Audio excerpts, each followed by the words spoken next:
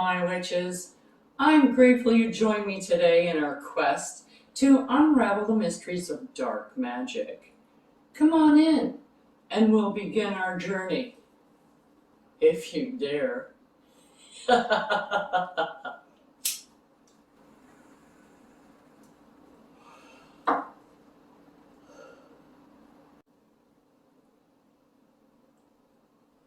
This is a friendly warning to those witches, regardless of your experience, that working with these types of energies can be more challenging and personally draining on your own energy. The deities, as well, on this side of the fence, tend to be a bit more demanding and less forgiving. So I urge you now to do your research if you should be using a deity, as you should with any deity that you use, regardless of what pantheon you're taking them from. If you have any doubts or reservations or fears about anything that you see, I suggest that you wait until you feel more confident until you try one of these spells. So now that that's covered, let's play. Welcome back, my witches. Today, we're going to be making a nice cursing powder. It's a deadly nightshade powder. So it's all powder, so you don't put any essential oils in this at all because you want to keep it as a powder. It's kind of like the same as like banishing powder or whatever, but this one's used for curses. You can also use this as an incense when you're doing curses. If you don't have anything else that is appropriate and you want to use an incense, you can use this as incense, and it'll work just fine. You just get your puck on the go and put it in there. So that kind of just tells you what it is. It's a powder, and we're going to use it, and I'll show you because we're going to have. I'm going to show you how to do a nice little curse with it afterwards. So what we're going to need is your mortar and pestle and a jar. I have my empty jar. And now you want to start off with the things that are the hardest to grind up. Usually that's how you go. So I'm going to go with some black peppercorns. Now I have more than black in here, so bear with me while I just take out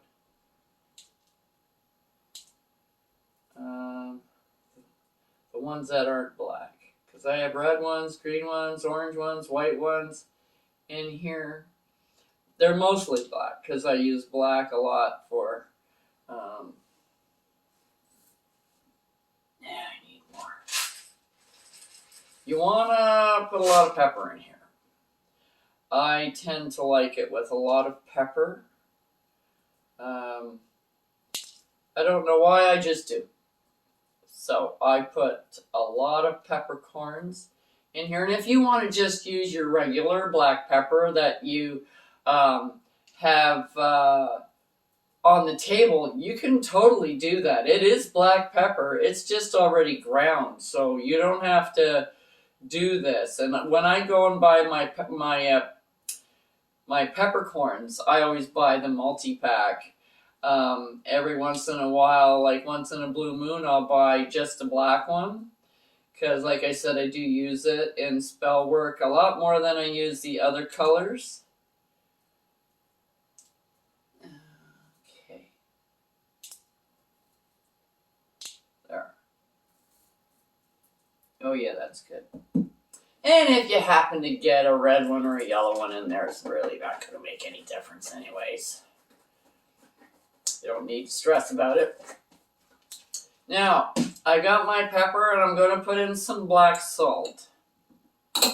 Now, black salt, it already is ground and stuff, but it is very abrasive because you got the charcoal in here as well as the salt. So it's quite abrasive, so it makes a nice thing to grind with. Now I'm going to get in, I'm going to use 3 of these, 2 and 3. Because this is a powder, so I mean, you do want a decent amount. So you don't just run out of it the first time you use it. Okay, there's the salt.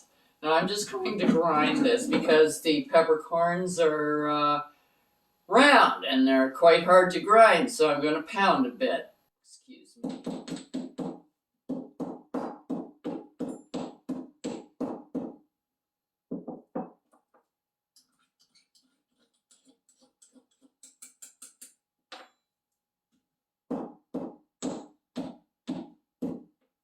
Get back in there.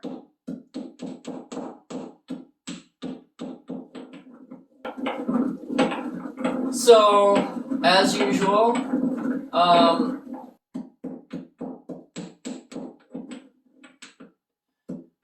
making a lot of noise.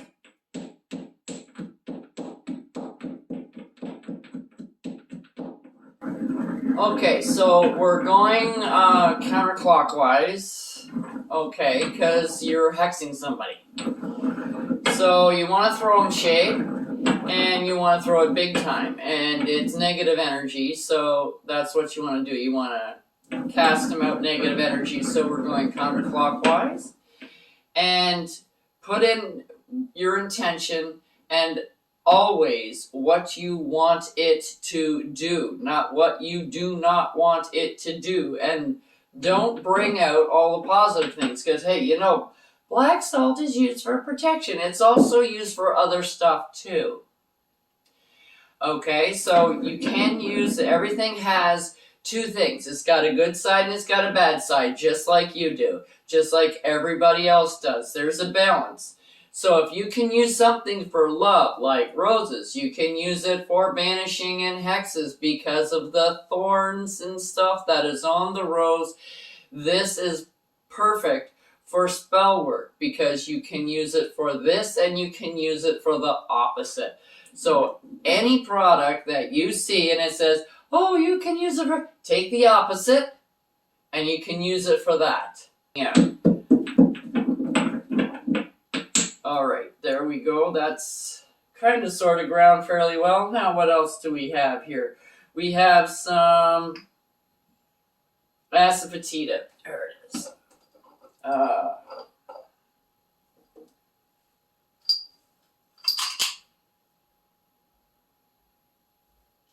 That's a fairly big hunk. That looks good.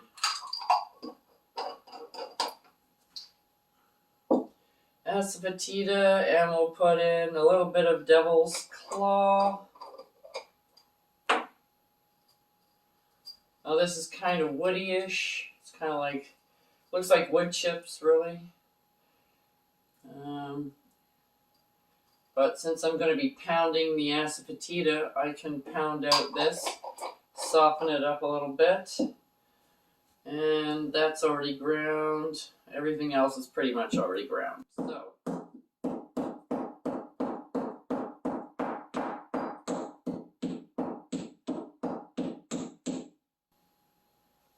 All right.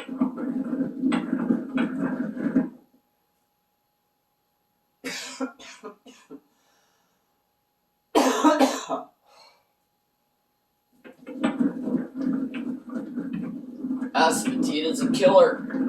Oh, smells terrible.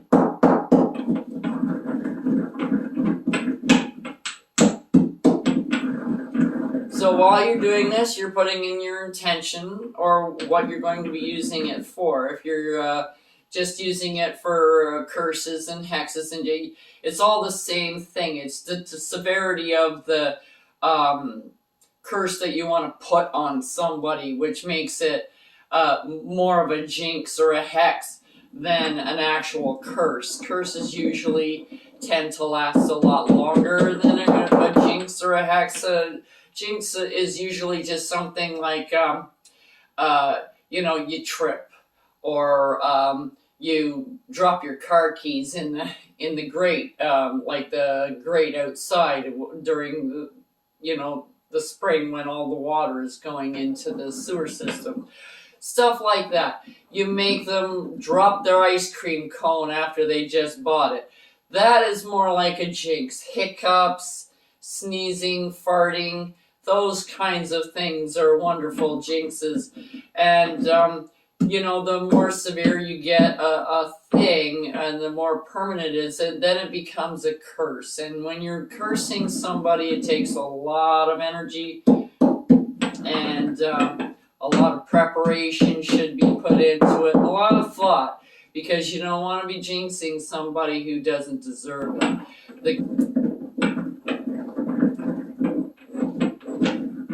But anyways, you put in your intent as you're grinding away, and the closer to powder it is, the better, because you want it nice and powdery. And when you go to put it on, like if you want to use it as incense, you can also use this to dress candles with. If you want to do like a curse, you get your candle, you put some oil on it, and you roll it through this stuff. Ta-da, you have the perfect makings for a curse. You don't even have to go and go, oh, what do I need to do it? It's already pre-made. You can use it for any curse, any hex, any jinx, anything that you want, because that's what it is. It's a collective of negative stuff that you're sending out to somebody, and it's in this wonderful little jar. So envelopes, you can put it in anything. If you want to curse somebody, a really nice way to do it is to send them a note covered in this stuff, so it gets all over their hands and wonderful things. Okay, so now we're going to put in some, oh crap, don't get it all over the place first. This is already pre-ground. I've got it all over the table. But we're going to put in some nightshade.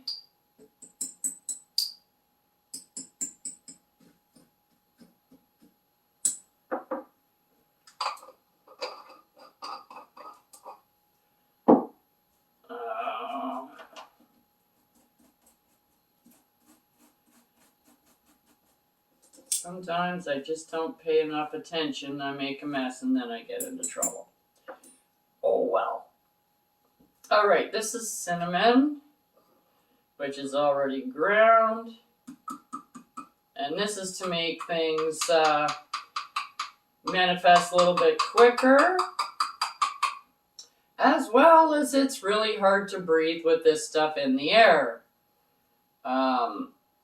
It goes poof and you go, and that's pretty much it. It smells nice, but it's not nice when you're actually inhaling it. It gets stuck and it doesn't come off the inside of your lungs too quickly, let me tell you. So I'm going to put in 3. Same as the nightshade and stuff, 2, 3. And the pepper and that, I put in 3. And I'll get maybe a third of the container there, I think. And then these 3 are wonderful. This is cayenne pepper.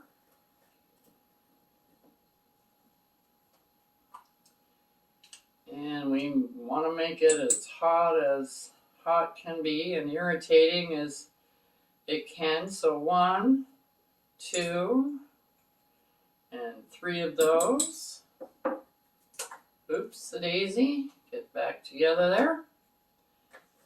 And I'm just I'm running out of room over here. And then these red chili flakes.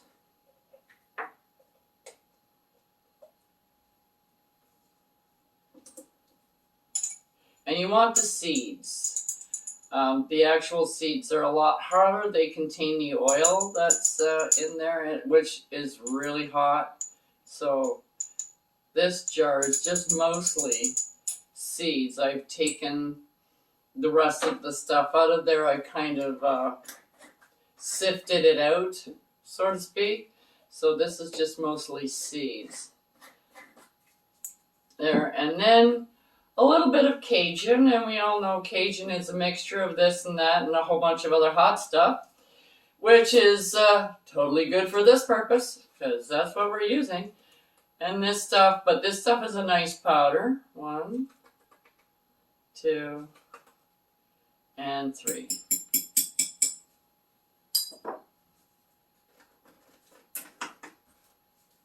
Okay, so first of all, I'm going to use my little spoon to stir it up with.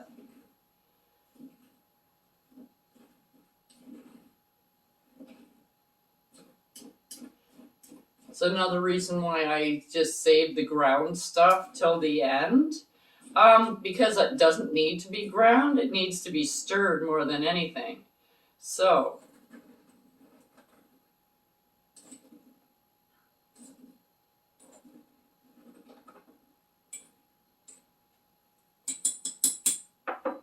now I'm going to put a little mojo into this and I'll be right back.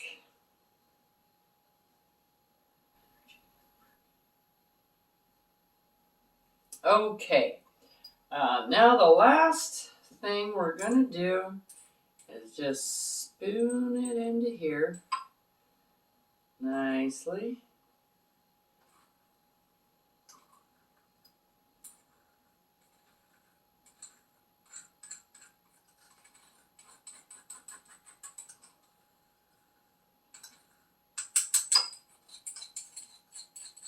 Now to use this as an incense, what you can do is get a little bit of wax. And this is how I like it, because you can use it totally like this. Take this and just drop it on the on your charcoal puck. But sometimes you get a flare up, and if you're sticking your hand in there, plus you really don't know how it's going to react, because everyone, you'll pick up something and you'll get a clump of this or a clump of that isn't 100% powder, or one more powder than another thing, so you'll get a flare up or whatever, and it's just a little bit safer if you put it in something else that kind of keeps it together, so you can drop it on the puck instead of using this kind of a thing. It gives you just a bit more control. And what I like to do is you just put the powder on a plate, get a candle, and you just burn the candle and let a couple of drops of wax go there. And then you get your spoon, you go flip, flip, flip, flip, flip, flip, flip, flip, flip, and you just keep flipping it on so that the wax will hold all this in. And then you get a nice little compact little ball. And you can make them as big or as small as you want. It doesn't really matter.